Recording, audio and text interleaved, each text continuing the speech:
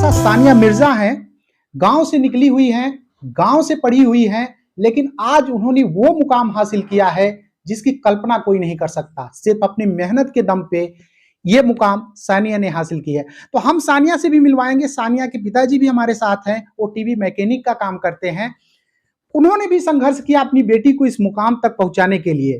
तो आइए पहले मिलवाते हैं सानिया से। सानिया, कैसा लग रहा है? आप अचीव क्या किया है आपने? अचीव हम नहीं बताएंगे, आप बताइए। जी सर, मैंने एनडीए 149 कोर्स में एयरफोर्स में एज अ फ्लाइंग मैं सेलेक्टेड की गई हूँ, जिसकी ट्रेनिंग के लिए मैं 27 ऑफ दिसंबर को मैं पुणे जा रही हूँ। तो सर मुझे बहुत अच्छा लग रहा है, क्योंकि मैं हमेशा से करना चाहती थी। मेरा एक सपना था, कह सकते हैं, कि मुझे एज अ फ्लाइंग में अपने आप को सर्व करना है कंट्री के लिए। Being a female, being a girl, ये मेरा पूरा सपना था, और आज मैं उसे अचीव करते हुए खुद को देख रही हूँ। तो मुझे सर बहुत खुशी है। तो ये बताइए कि स्कूल के सफर के बारे में बताइए। आप गांव से बिलोंग करती हैं, कैसे आपने शुरुआत करी अपनी एजुकेशन की?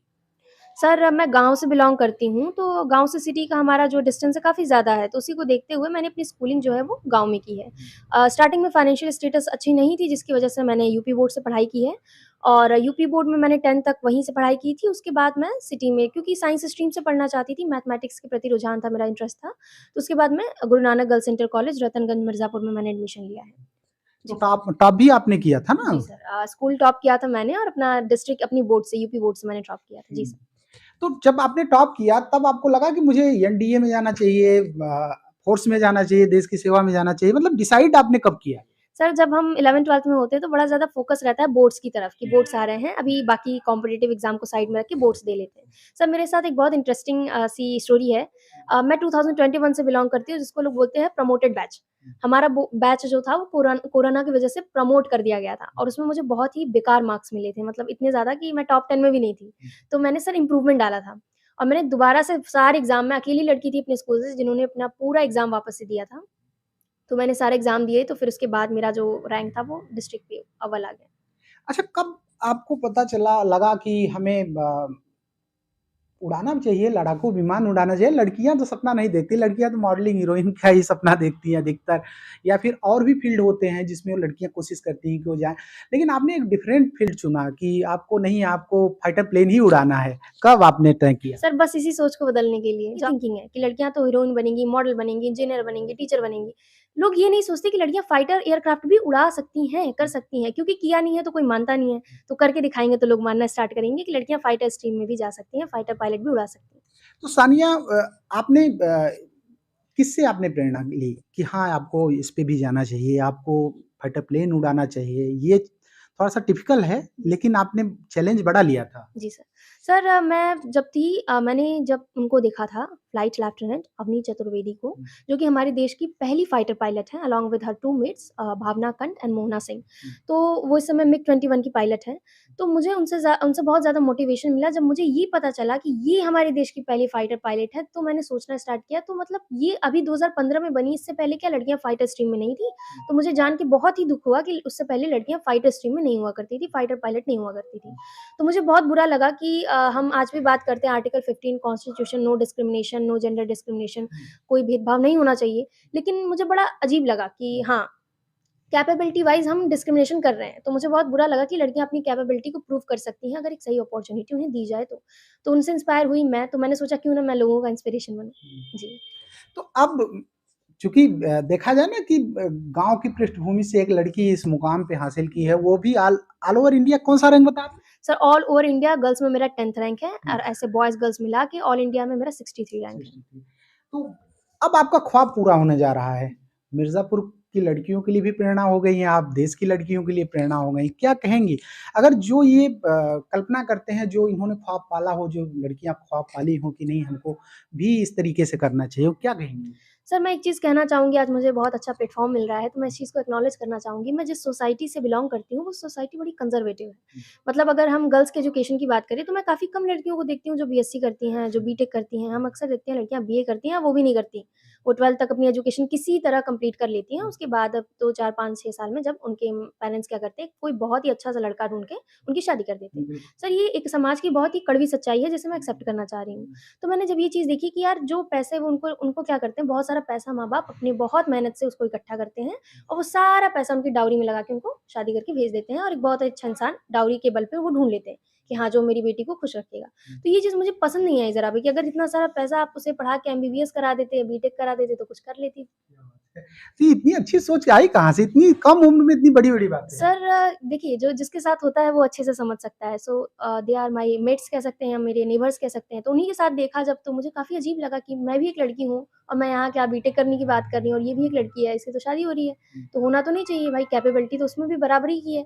तो क्यों हो रहा है उसके साथ? तो अगर मैं देखिए हम सोसाइटी की थिंकिंग चेंज नहीं कर सकते। हम उनको ये नहीं कर सकते कि आप अपनी बेटी को ये कराइए, वो कराइए, क्योंकि वो एक बड़ा अच्छा जवाब देते हैं कि आप हमारे पर्सनल मैटर में दखल-अंदाज़ी मत करिए। तो सोसाइटी को चेंज करना है तो उसका एक ही तरीका है, आप कुछ करके दिखाइए। जब जैसे मैंने डिस्ट्रिक्ट टॉप किया तो मैं अब आज लोगों के लिए मिसाल बन गई हूँ कि देखो उनकी लड़की देखो डिस्ट्रिक्ट टॉपर है, तू क्या कर रही है? तो ऐसे अपने माँ-बाप अपने बच्चों को डाँट लगाते हैं। आजकल के मैं फाइटर एयरक्राफ्ट अगर उड़ाती हूँ तो लोग कहेंगे देखो उनकी लड़की थी, किसी ज़माने में यहाँ रहा करती थी, अभी वो ये कर रही है।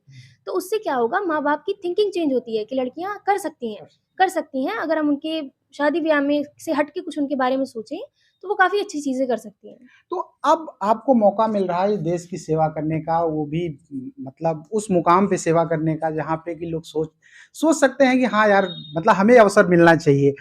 तो क्या कहेंगी देश सेवा का जो अवसर मिल रहा है? सर बहुत अच्छा लग रहा है। देखिए, मैं इस चीज़ को बार-बार हर जगह एक्नॉलेज करती हूँ कि देश सेवा जो है ये कोई जॉब नहीं है या कोई सैलरी या फिर उस टाइप का जॉब नहीं है कि हाँ, ठीक है हम महीने भर जॉब करेंगे, हमारी सैलरी आएगी, इट्स ओके। ये एक प्रोफ़ेशन है, it is a way of life. हम वो ज़िंदगी जीने जा रहे हैं। आप जानते हैं एक डिफेंस पर्सोनल का और एक सिविलियन का ज़िंदगी काफ़ी डिफरेंट होती है। हमारे अंदर काफ़ी रिस्ट्रिक्शन होते हैं क्योंकि हम डिफेंस से बिलॉन्ग करते हैं। और ये एक बहुत प्राउड मोमेंट होता है कि कंट्री हम जैसे लोगों जो हम डिफेंस में जो डिफेंस पर्सोनल हैं, चाहे छोटी रैंक हो, बड़ी रैंक हो, उन्हीं के ज़रिए जो है हमारा देश इतना सेफ एंड सिक्योर है। आज आप हमारे साथ रिकॉर्डिंग कर रहे हैं, आपको डर लग रहा है कि पाकिस्तान का एक बम आके यहाँ गिर जाएगा? नहीं लगेगा ना, क्यों लगेगा? क्योंकि डिफेंस हमारी इतनी स्ट्रॉन्ग है, ऐसा कुछ नहीं हो सकता। तो उसी डिफेंस को स्ट्रॉन्ग करने के लिए हम जैसे लोगों को ही आगे आना पड़ेगा। अच्छा ये और है कि जो चूँकि परिवार आपका सर्वाइव नहीं कर सकता था, ये तो आपने फिर स्ट्रगल कैसे शुरुआत करी? कैसे आपने किया? सर सबसे बड़ी चीज़ मेरे पापा एक कहते हैं जो मुझे हमेशा याद रहती है कि बेटा जेब से गरीब होना बुरी बात नहीं है, बट दिमाग से गरीब होना बहुत बुरी बात है। क्या बात है! सही सर है। बहुत मेरे पापा ये चीज़ हमेशा से कहते हैं, बेटा जेब से गरीब होना बिल्कुल बुरी बात नहीं है, बट अगर तुम सोच से गरीब हो तो तुम दुनिया में तुम सबसे बेकार इंसान हो। तो जेब से गरीब थे, आज नहीं है, आप देख सकते हो। तो लेकिन सोच से गरीब होते तो वैसे ही रह जाते। यही रह जाते हैं। जी सर, तो सोच से कभी गरीब नहीं हुए। पापा की बात मैंने हमेशा याद रखी, सोच हमेशा इंसान को अच्छी रखनी चाहिए। तो पिताजी भी हैं सानिया के, और एक पिता के लिए शायद इससे बड़ी उपलब्धि नहीं हो सकती कि आज उनका बेटा उनका नाम रोशन कर रहा है, इस देश का नाम रोशन कर रहा है, साथ ही मिर्ज़ापुर का नाम रोशन कर रहा है। क्या नाम है आपका और क्या करते हैं? पहले ये अपना परिचय दीजिए। मेरा नाम शाहिद अली है और मैं एक टीवी एलसीडी टीवी मैकेनिक हूँ, और जो कि मैं भी गांव से बिलोंग करता हूँ, लेकिन टेक्निकल मामले में थोड़ा-सा मैं इस क्षेत्र में आ गया। तो आपको कभी लगा कि ये मतलब इस बेटी के अंदर इतनी प्रतिभा है कि ये इतनी ऊँचाई तक जा सकती है? नहीं, शुरू में तो नहीं लगा, नॉर्मल बच्चे जैसे सभी होते हैं वैसे हम भी थे। बच्ची भी थी हमारी, मगर जैसे-जैसे ये इम्प्रूवमेंट करती गई, 8 में इसका मार्क्स अच्छे होते गए, हाई स्कूल में इसने स्कूल टॉप किया। फिर इंटर कॉलेज में जो शहर में है गुरु नानक गर्ल्स कॉलेज रतनगंज, वहाँ से इसने डिस्ट्रिक्ट टॉप किया। तो मुझे यकीन होने लगा कि इसके अंदर कुछ है और इसकी प्रतिभा को अब निखारने का समय आ गया है। तब मैं इसके साथ पूरे 100% परफॉर्मेंस के साथ अपनी बच्ची के साथ लगा। तो आपको किन कठिनाइयों का सामना करना पड़ा? चूँकि ख्वाब बेटियों का या बच्चों का पूरा करने का हर पिता का सपना होता है कि वो इतनी ऊँचाई तक पहुँचे, शायद नाम रोशन करें, लोगों के लिए प्रेरणा स्रोत हों। कितनी कठिनाई सामना करना पड़ा? हाँ, जिस समाज से हम लोग आते हैं उसमें ज़्यादातर लोग बहुत कम पढ़ाते हैं बच्चियों को, क्योंकि शादी के बारे में ज़्यादा लोग सोचते हैं। लेकिन हमने ऐसा नहीं सोचा, हमने कहा नहीं। और हमारी शुरू से बच्चों के लिए ये रही है कि इंसान पैसे से, बिल्डिंग से, बैंक बैलेंस से गरीब हो, बात समझ में आती है। लेकिन दिल दिमाग से कोई गरीब रहे, ये हमें समझ में नहीं आती। बिल्कुल, वो बात सही है। तो ये हमेशा हम मोटिवेट करते रहे बच्चों को, और बच्चे भी हमारी मेहनत को, हम कोई ऐसे कारीगर नहीं थे कि 4 घंटा 8 घंटा काम कर लिए हो गया। अगर बच्चे अच्छा करते हैं तो मुझे जहाँ तक जाना पड़ेगा, चाहे 16 घंटा काम करना पड़े, मैं काम करके वहाँ तक बच्चों को पहुँचाने की पूरी कोशिश करता हूँ। तो आज जब पता चला कि सिलेक्शन हो गया है, कैसा महसूस हो रहा है? हाँ, मुझे बहुत प्राउड है, मैं बहुत खुश हूँ कि हमारी बेटी ने अपने गाँव का, ज़िले का, यूपी का नाम रोशन किया, भारत का नाम रोशन किया। और शुरू में लगा कि डिफेंस में ही जाएगी, ये चर्चा आपसे कभी किया था इन्होंने? नहीं, इन्होंने काफ़ी साल पहले इन्होंने कहा कि मैं इसमें डिफेंस में जाऊँगी, तो मैंने पूछा कि इसमें ऐसा क्या है बेटा कि इसमें क्यों जाना चाहती हो? क्या ये हम नहीं जानते, हम ये जानते हैं कि अवनी चतुर्वेदी और भी जो अवनी चतुर्वेदी जो भारत की पहली फाइटर पायलट थी, और भी लोग रही हैं, अगर वो कर सकती है तो मैं क्यों नहीं कर सकती? तो हमने कहा, ये तुम्हारा अटल विश्वास है क्या? हाँ, मैं ये कर सकती हूँ, मैं कोशिश पूरी करूँगी, मैं इसमें जाना चाहती हूँ। तो मैंने कहा ठीक है, अगर तुम जाना चाहती हो तो हम भी तुम्हारे साथ लगे हैं।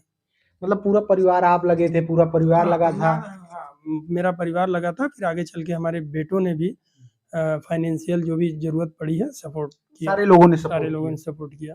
मतलब एक बच्चे का ख्वाब बच्चा ही नहीं जीता, शायद उसका पूरा परिवार जीता है। और family as a team work, बिल्कुल। अकेला चला था जानवे मंजिल, मगर लोग आते गए, कारवां बनता गया। तो परिवार का भी ऐसा ही है कि कभी 2 थे, फिर 3 हुए, फिर धीरे-धीरे परिवार एक टीम वर्क होता है। आगे चल के फिर वो एक टीम की तरह काम करती है, और करना भी चाहिए। तो ये सोच आपके पिता की बड़ी अच्छी है, वाक़ई मतलब मेरे ख्याल से डिफरेंट एक सोच है, शायद वो भी आपके अंदर तो आपको लग रहा है कि आपने तो मुकाम जो हासिल किया। आप अपने बारे में बताइए, मतलब बेसिकली किसमें रुचि है ज़्यादा? अब तो शिक्षा में तो रुचि है, आपने साबित कर दिया। किसमें रुचि है, म्यूज़िक वगैरह या किसी में? सर मेरी हॉबीज़ और को-करिकुलर एक्टिविटीज़ हैं, मुझे कुकिंग का काफ़ी शौक है और इंडियन के अलावा भी मैं अलग-अलग कल्चर ट्राई करती रहती हूँ। कौन से? सर जैसे कुछ चाइनीज़ है, ठीक है, कुछ इटालियन है, कुछ नई-नई चीज़ें हैं, मम्मी को बनाती हूँ, कहती मम्मी थोड़ा अजीब लगता है, अरे ये क्या है? मैंने कहा मम्मी ट्राई तो करो, बहुत अच्छा है।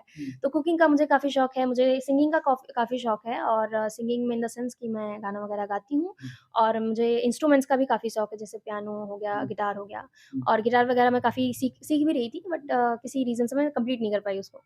पढ़ाई की वजह से। जी, कह सकते हैं। तो ये थी सानिया और उनके पिता। फिलहाल एक बड़ी उपलब्धि है अगर देखा जाए तो, जिस समाज से आते हैं शायद उस समाज के लिए एक प्रेरणा स्रोत है कि लड़कियां भी कुछ कर सकती हैं। बस उन पे भरोसा जताइए, उनको अवसर दीजिए, वो आपका नाम ज़रूर रोशन करेंगी, इस देश का नाम ज़रूर रोशन करेंगी।